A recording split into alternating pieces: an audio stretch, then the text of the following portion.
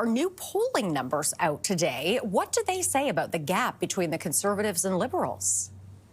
Well, Renee, we're certainly seeing some of that political momentum in this latest round of polling. Just 1 point separating the Conservatives and the Liberals. This is a significant shift that we have seen over the past 6 weeks. If you go back a month ago, it was a 16-point gap between the Conservatives and the Liberals. The last round of polling was at about 2.5 points. We are seeing a tightening in the race, but there are a couple crucial caveats in this. First off, the polling stopped on March 7th. That was prior to Mark Carney officially becoming the Liberal leader.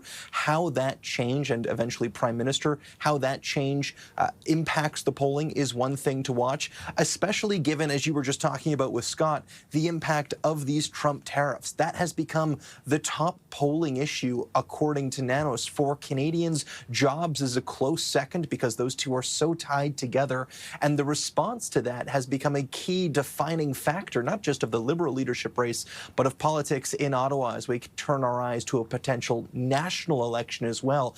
And in the response to that, Justin Trudeau has been front and center, and as he's been responding, we've seen his personal favorability soar. He has become as likable as he has been in the past 12 months, setting a 12-month high.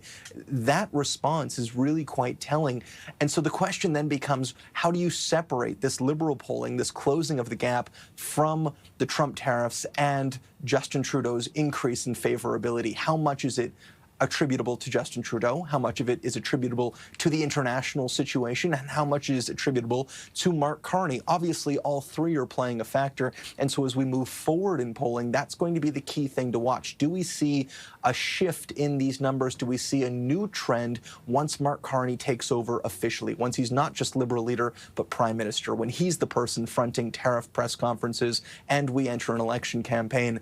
How does this start to switch? That's the thing that most people are going to be looking for. Certainly if you're a conservative strategist, that's what I would be watching. Is this being driven by Mr. Carney or by Mr. Trudeau? Any more clarity today, Colton, on the transition timeline for Mark Carney to officially become Prime Minister? Yeah, we're being told that transition is not going to happen today. He still says it's going to happen soon. A matter of days is what we're being told. One thing to consider is that tomorrow those steel and aluminum tariffs are coming in. It would make doing the transition then slightly difficult. Doesn't necessarily rule it out, I should say, but it does create a situation where there's a question as to who would respond to those tariffs. Overall, though, we know that the Liberal Party wants to move quickly on this. We know Carney's camp wants to move quickly on this, and certainly there is a push to call an election prior to March 24th.